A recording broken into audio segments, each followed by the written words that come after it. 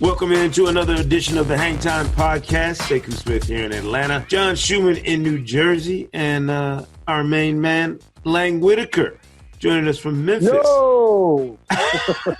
Long time no talk. The season's cranked, Lang, obviously in Memphis and everywhere else. We're at the quarter point here, so we'll get into some, headlines thus far. But the trade wins are cranked up. Kyle Korver reportedly back to Utah for 2 second-round picks and Alec Burks. So that means trade season is officially kicking off in earnest now between here and the February trade deadline. But we are going to dive in a little bit on your Memphis Grizzlies, Lang. And, everybody on this podcast remembers, your vast contributions to the show and all the hard work you put in. But they don't know. I mean, we never really said, hey, by the way, Lang's no longer here. You just vanished. So update people who might not know on what you're doing now.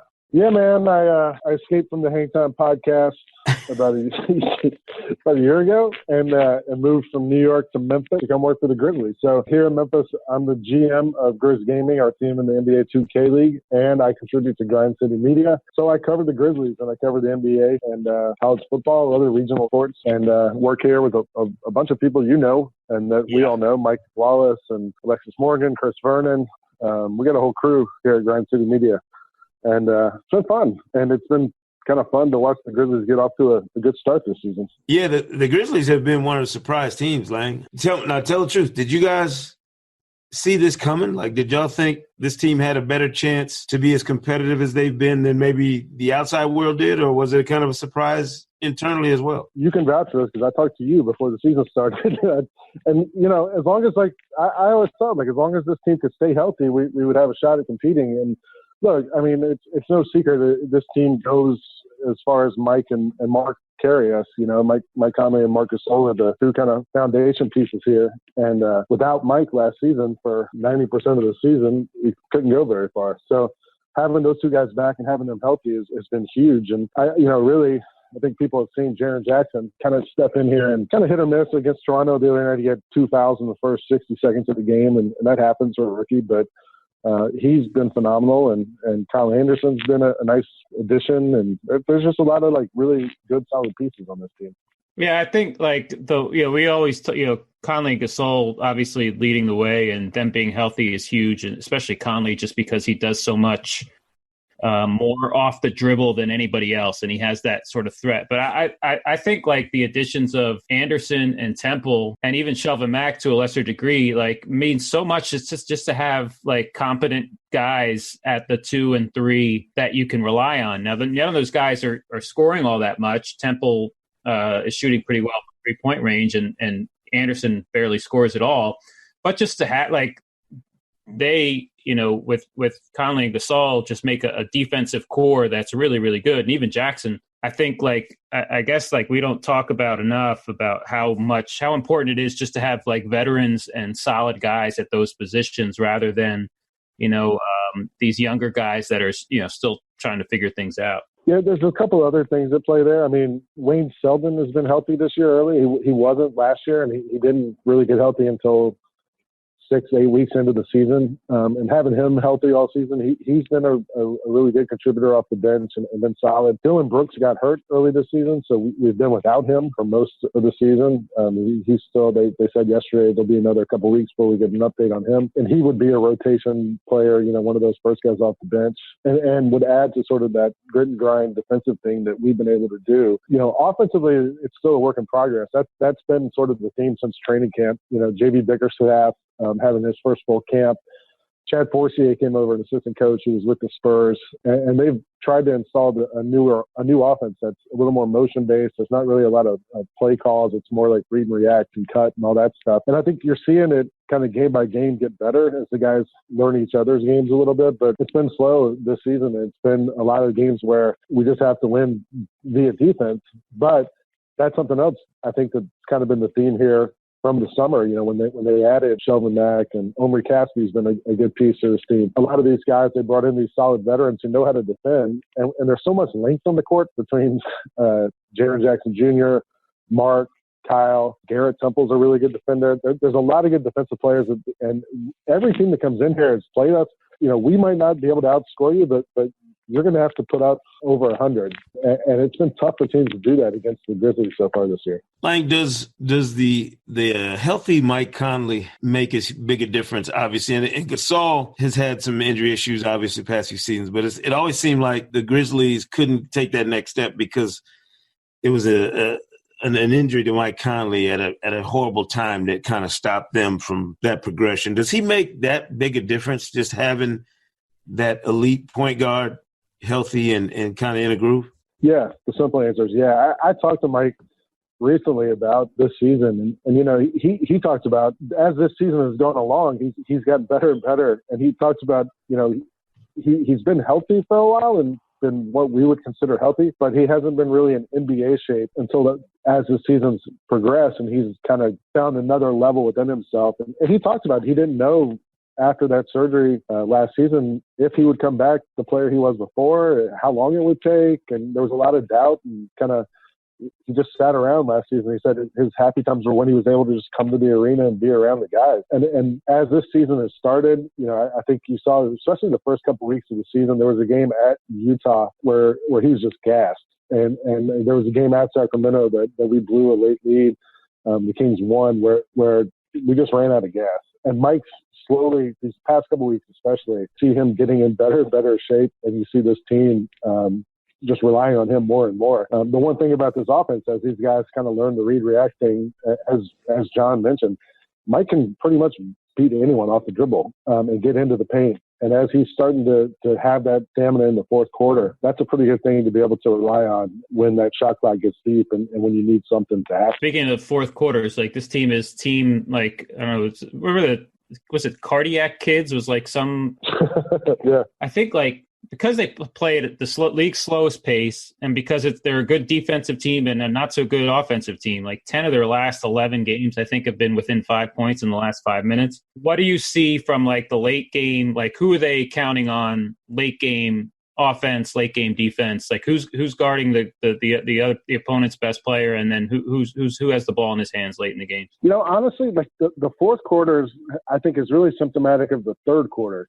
Because almost every game we're up at halftime or have been competitive at the half, and then by the third quarter it starts to fall apart. And then when you get to the fourth, then we're kind of playing from behind almost every game. One thing in these fourth quarters, you know, I didn't mention JaMychal Green, who started last season and was the starting power forward at the start of this season, had a broken jaw in the home opener here and has been out for the first couple of weeks. That's how Jaren kind of got into the starting lineup and has kept the starting role. And JaMychal coming back, he's been closing out a lot of these games in that closing lineup, partly because Jaren's been in foul trouble all the time. But this probably like the last week and a half now, Jaren has kind of moved into that closing lineup. I think having him out there is just so helpful because he can switch on guys. He's fast enough to guard pretty much anyone. He's huge. He's 6'11". He's long. And his hands are like baseball gloves. I don't know if you've noticed him. Like, watch him on the court. His hands are just gigantic. He's able to cause a problem for anyone he's up against. You know, the way that the rotation works, Mike usually starts that fourth quarter, takes a little break halfway through, then plays the last 4 minutes. We've been trying to come back in all these fourth quarters, and he hasn't had the luxury of having that break in some of these games the last week or so. So that's been something to keep an eye on. But, you know, between Mike, Garrett, Jaren, like we talked about, Kyle, Mark, I mean, there's so much size and length in there that defensively, I think, you know, done a pretty good job in these fourth quarters. It's just been getting the offense right and finding those consistent scoring opportunities in the fourth quarter of these games to get these wins. Lang, for so long, you covered the entire league and didn't have to focus on one team in particular. What's it like kind of embedding with the Grizzlies the way you have? I mean, it's a Western Conference, so it's different from maybe, you know, focusing on a team in the East. Like, I know you've always focused on the Hawks as a fan, and certainly in our line of work. But what's been maybe something that surprised you about the Grizzlies and just being that close, you know, and behind the scenes with one team? I was telling my wife the other day that I think one thing you don't realize unless you work for a team is, you know, every morning I come to work about 8:30 and I pull in the parking lot and there's already a ton of cars here. And every time I pull in the parking lot, it's just full of cars. And it reminds me that there's so many people here who kind of live and die with every game we play and just want us to win every game and want us to just give our best effort. And, there's a couple hundred employees here, and every person here is invested fully, 100%.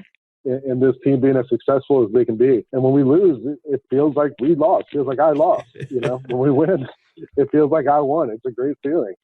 And so from that standpoint, it's fun. As someone who's been a sports fan my entire life, as someone who played sports my entire life, it's fun to be a part of a team and to feel like I'm part of something bigger than me. And it's tough when we lose. My parents were here for Thanksgiving and we were watching the Clippers game last week, and we lost in overtime, and I wasn't a fun person to be around that night after the game. And I was like, "Sorry, Mom, man, we lost."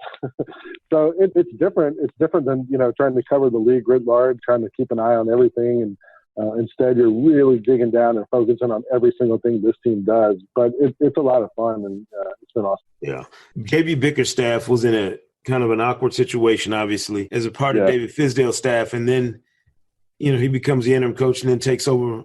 As the permanent coach. How's he been different? Like, what's been his approach that maybe differs from what Fizdale brought? And I don't mean that it's something better or worse that he's done. I just mean every head coach is going to have a way of operating and kind of a tone that he sets for his team. I know Chad Forcier. I've known him for a long time. I know he's got some good coaches on his staff, obviously. But what's he been like as a leader for this Grizzlies team?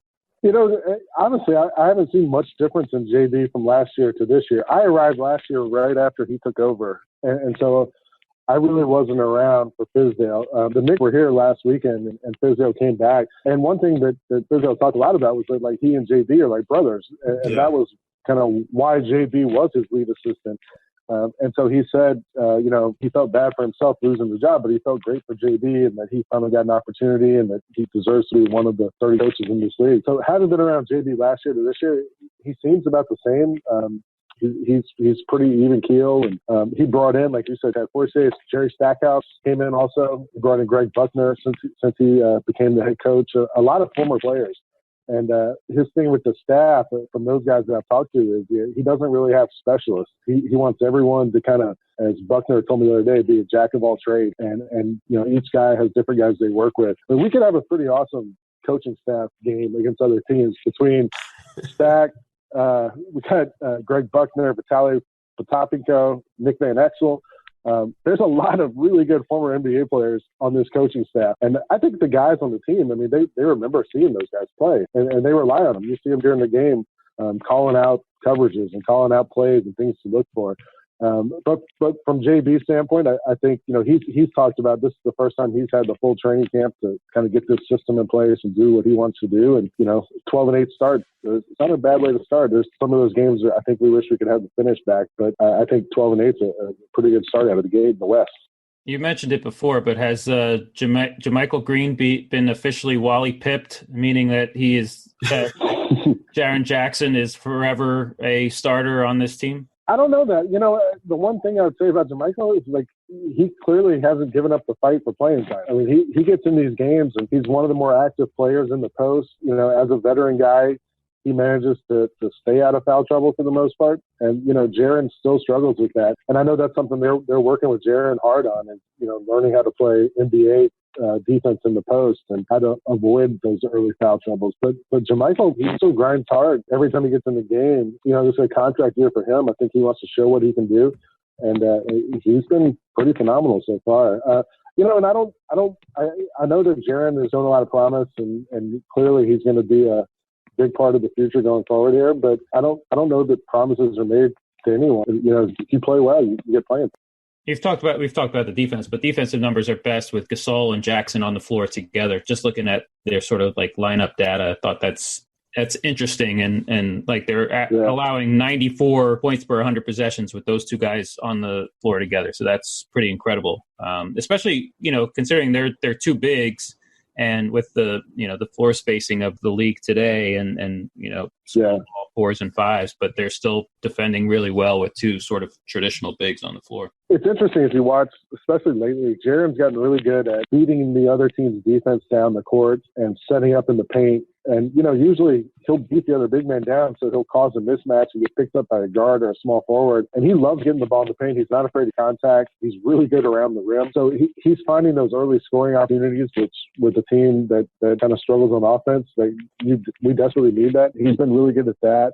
And then it's so early to say it, but the way Mark likes to kind of be on the perimeter and pass the ball and Jaren inside, somebody mentioned the other day, like it's so early, but you see those brief kind of remembrances of Zebo and Mark, where Zebo would be in the post and Mark would be in the high post. Jaren likes to be down under the rim. Mark seems to be comfortable on the perimeter.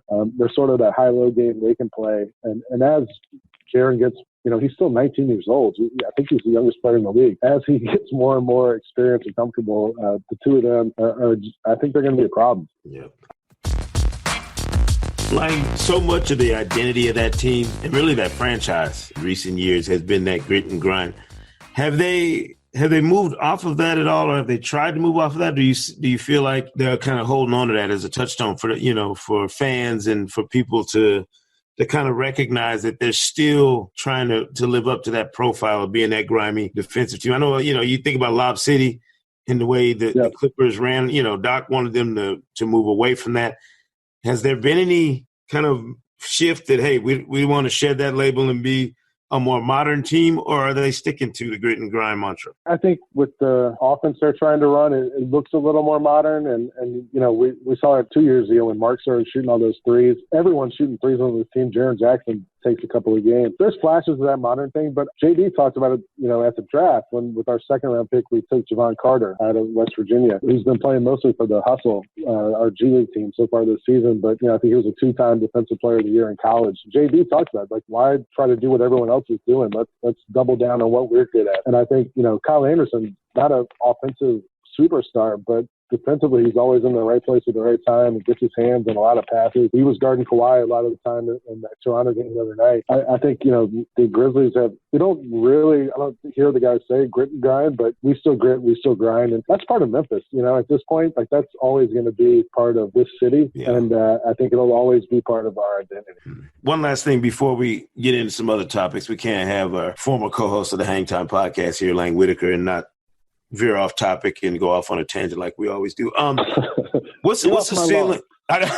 What's the ceiling for this Grizzlies team in your estimation? Like, what is reasonable for them to shoot for in terms of the scope of this entire season? I mean, I think we're definitely a playoff team. The hard part's been with Dylan being out. That's, one of your rotation guys. So Michael has already missed games. As long as Mark and Mike stay healthy, we're in the mix. And I think if we really want to make some noise, Jaren's going to have to develop into that third wheel, like a regular 12 to 15 points per game scorer. And maybe that happens as the season goes along. I mean, his curve has been so steep so far. He came in here and he's right away started making some noise. So we'll see how that develops. But in the meantime, I think we're definitely a playoff team, and we'll see how high up that ladder we can go. Yeah. Speaking of ladder, Shu and Lang, we're at the quarter. That was a good transition, wasn't it? Oh, we've been doing this for a while. You may know this. We've been rocking on the Hang Time podcast for a few years.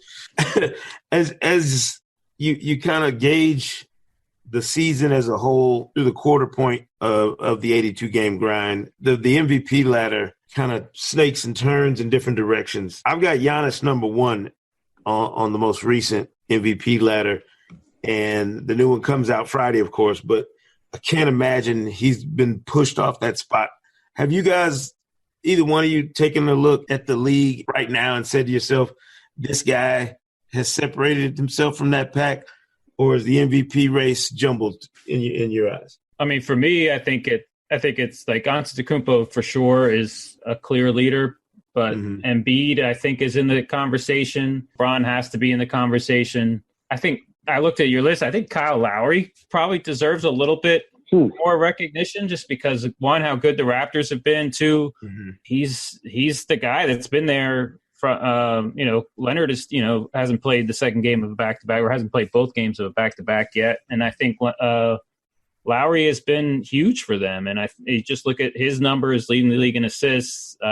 His plus minus is up there. I think he's a guy that I think of as a top 5 MVP player right now. You can't put him at number 1 just because of how deep that Toronto team is. And that's why you've got to come back to Antetokounmpo with Milwaukee at 15-6 and him just being the generator of so much of what they do. So you would think he would be ahead of Kawhi even on his own team? Yes, absolutely. Okay. Mm-hmm. John mentioned the word depth, and as you guys were talking about all these other candidates, all those other guys have at least one other kind of a guy on their teams. From Kyle Lowry has what? LeBron has a bunch of really good young players on that team. Mm-hmm.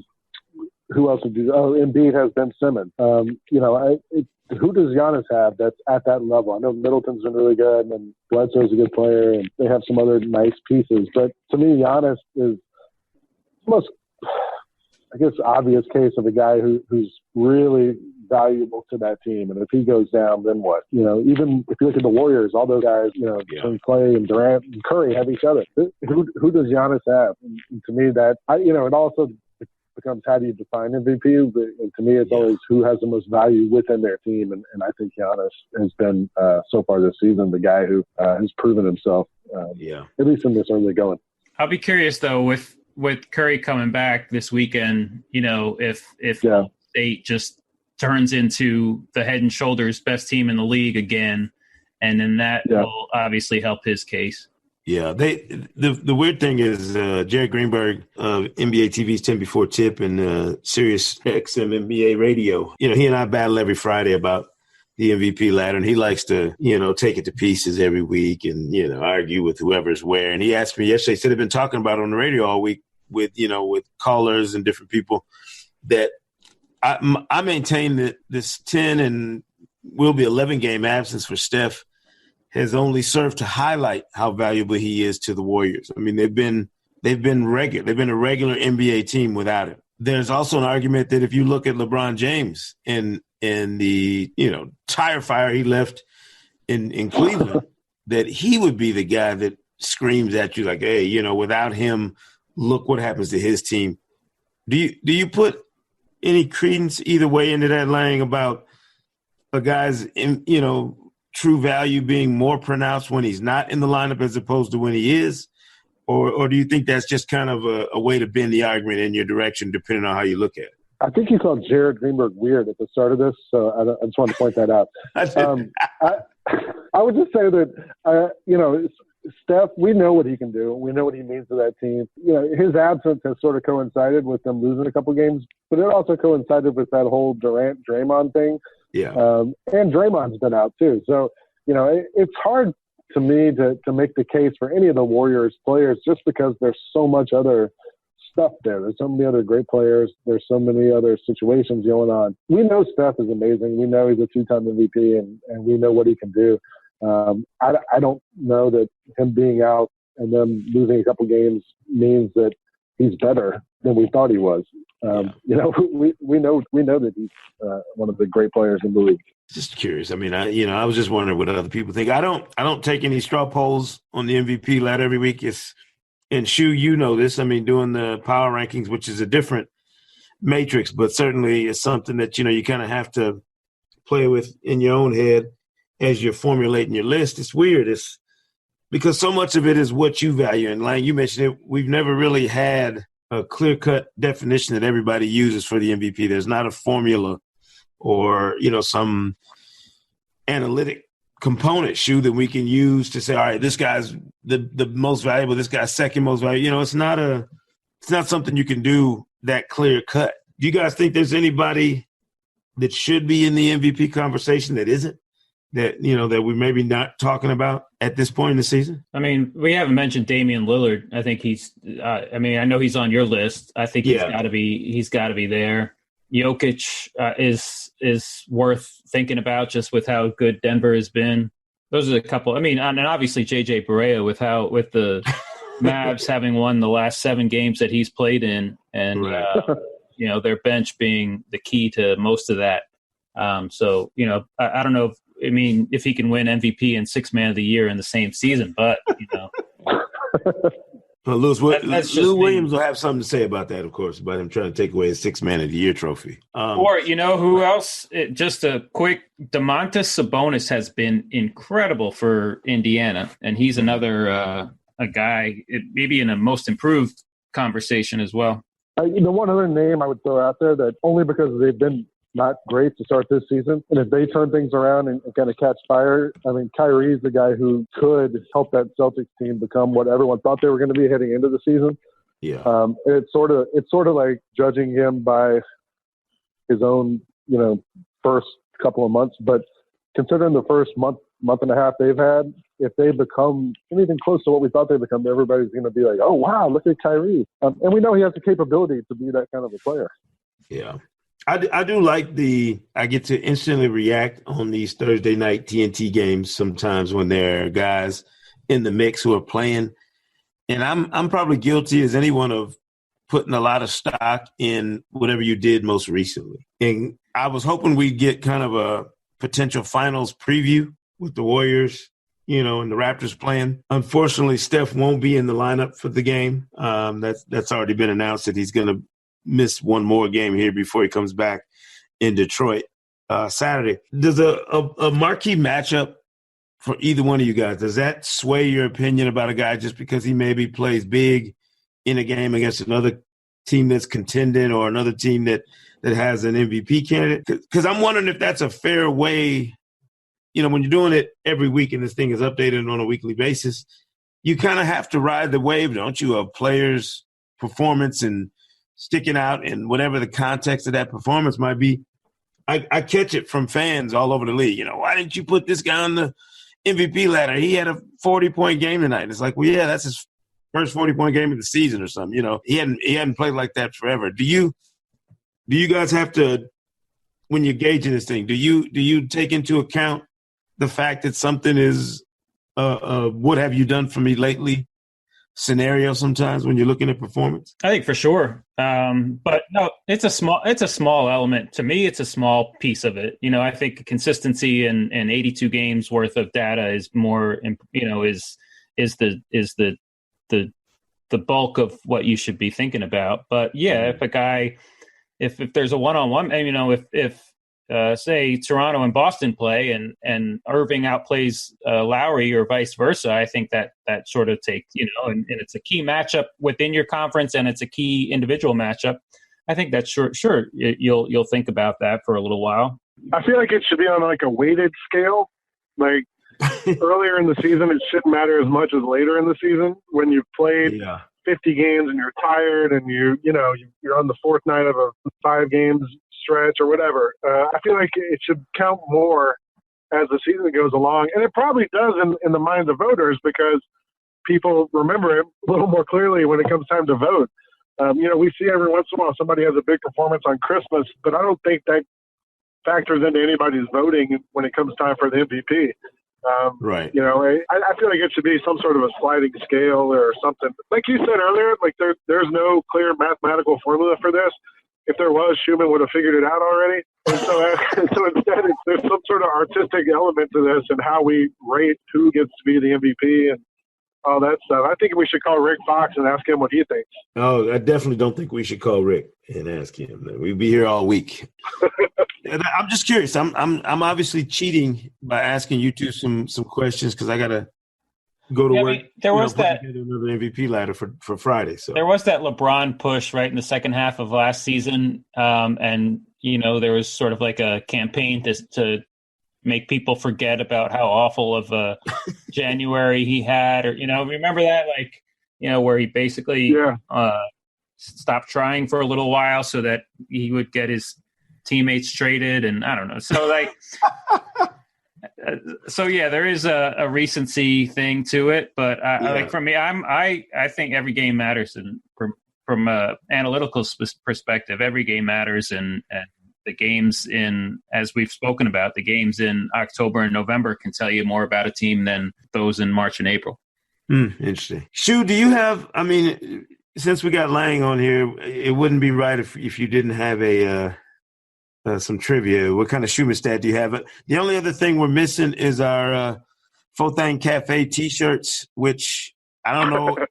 that any of us are going to get back to the Fotang Cafe anytime soon. All-Star. When's All-Star in Cleveland? Is it 2022 or something like that? Yeah, I just hope they're still around then. I don't want anything to happen to that restaurant. That place is going nowhere. I'm saying they're not going to have our business in June anymore. So, all right. So I do have some sort of a quarter mark of the season trivia. It is 10 quick sort of rapid fire questions. I'll give you 5. 10. I'll give 5 to each of you. So basically, we're going to alternate. All and right. you just give me your quick answer, and then I'll tell you if you're right or wrong, and then we'll keep score, and those listening at home could keep score for themselves as well. All right. All right. So we'll start with Lang. We mentioned the Grizzlies rank last in pace. What team ranks first in pace at this point in the season? Sacramento. No, Atlanta. Sekou. All right. What team leads the league in offensive efficiency? Milwaukee. Correct. Lang, what team leads the league in defensive efficiency? The Memphis Grizzlies. No, they're fifth. Oklahoma City is number 1. Sekou, what team leads the league in ball movement as far as passes per minute of possession? They also lead the league in assist percentage and the percentage of their field goals that are assisted.